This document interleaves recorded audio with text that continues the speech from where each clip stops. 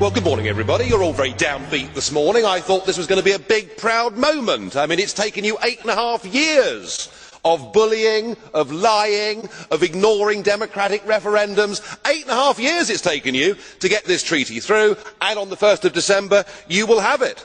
And, of course, the architect of all of this, Giscard, wanted from this constitutional treaty for the European Union to have a big global voice. But I'm afraid the leaders have suffered from a collective loss of nerve. They've decided that they want their faces to be up on the global stage, not somebody from the European Union, and so we've got appointed a couple of political pygmies. The Kissinger question of who to call in Europe hasn't really been answered, has it? I guess the answer can only be Mr Barroso, because he's the only one that anybody in the world has ever heard of, and is probably the big winner out of these posts. No wonder, sir, you look so happy this morning. And we have a new President of Europe, Herman Van Rompuy. Doesn't exactly trip off the tongue, does it? I can't see him stopping the traffic in Beijing or Washington. I doubt anybody in Brussels would even recognise who he is. And yet, he's going to be paid a salary that is bigger than Obama's, which tells you all you need to know about this European political class and how they look after themselves.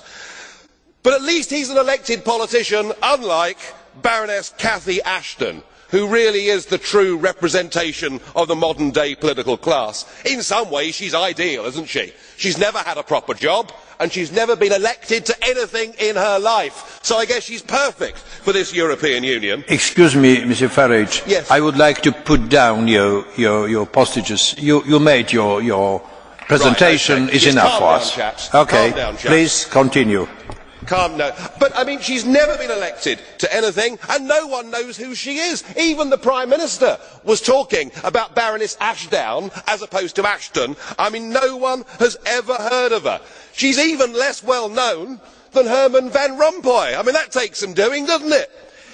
She's risen without trace. She's part of this post-democratic age. She married well. She married an adviser and a friend and supporter of Tony Blair and got put in the House of Lords.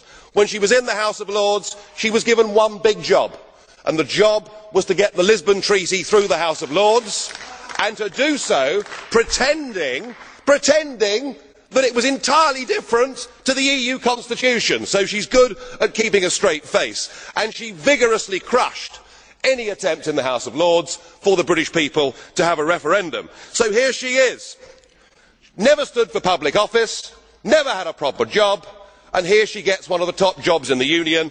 Her appointment is an embarrassment for Britain. But it's much worse. Well, at least I've been elected, sir. Unlike her, she's not been elected and the people don't have the power to remove her. But just hear the next bit. There's something rather more serious than that. Cathy Ashton was an active member of the campaign for nuclear disarmament. In fact, she was the treasurer of the campaign for nuclear disarmament during a period of time when CND took very large donations and refused to reveal the source. What is known is that these donations were obtained by a man called Will Howard, who was a member of the Communist Party in Great Britain. Will Baroness Ashton deny that while she was treasurer, that she took funds from organisations who were opposed to Western-style capitalism and democracy? That question must be asked. And are we really happy that somebody who will be in charge of our overseas security policy was an activist a few years ago in an outfit like CND? I mean, if we really think that, frankly, we need our bumps felt. I don't think that she's a fit and proper person to do this job. She has no experience, and unless she can answer those questions, did she take money from enemies of the West? That question must be answered. Well, we have our two pygmies. We'll have the bland leading the bland, but I'm not celebrating, because they'll press on with political union, and whilst our leaders may have saved face for the moment for themselves on the international stage, they have all betrayed their national democracies. The European state is here. We are about to get an avalanche of new laws because of this Lisbon Treaty, and there is no question in my mind that there has to be a full, free, fair referendum in the United Kingdom to decide whether we stay part of this union or not. I hope and pray that we vote to leave, but either way, the people simply must be asked. Thank you.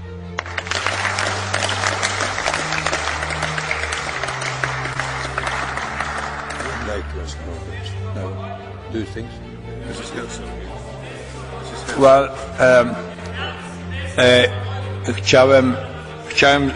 I would like to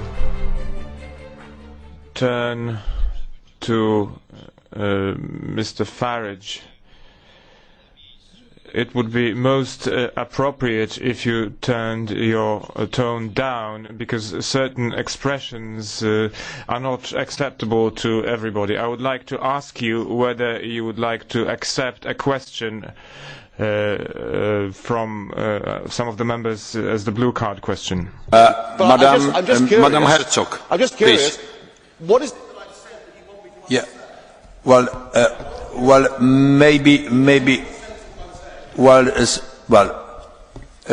Herczog, please. Mr. President, Mr. Farage has said that those people they were elected last week are not those the traffic will stop to let them go. And this is why we elected them, because we wanted to elect people who will make the traffic move for all European citizens to get a better life to themselves. And this is what they will do. Mr. Rompuy and Mr. Cathy Ashton are 4 people, and the 480 million Europeans will know it soon. I think this is the stake, and we have to stand for them. We have to save their integrity, personal integrity. And Mr. Farage, I'd like to say something, Hungarian quotation for you. It's good that you are here, because if the monkey goes up to the tree, it's better seen how red is his popo.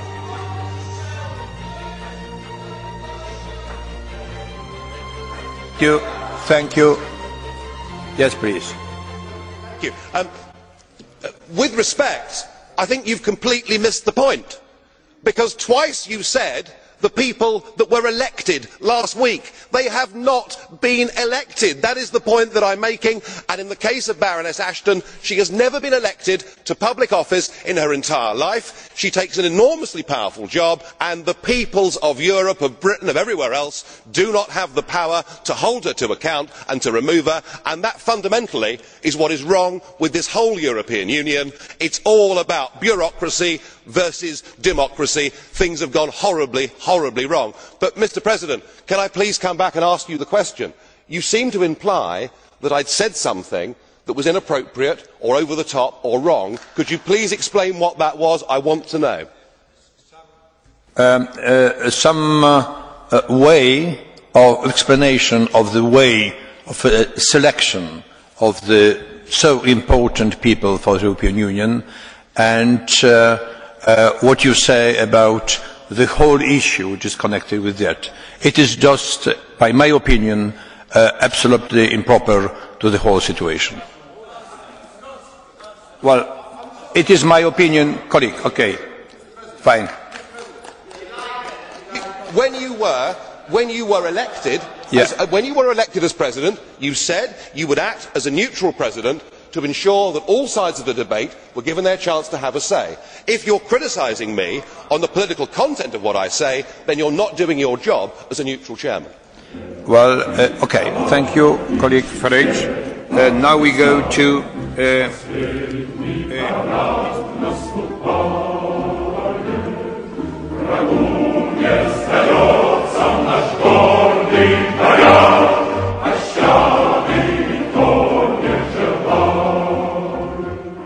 I'm not comfortable with that at all. Who elected these guys to run the planet?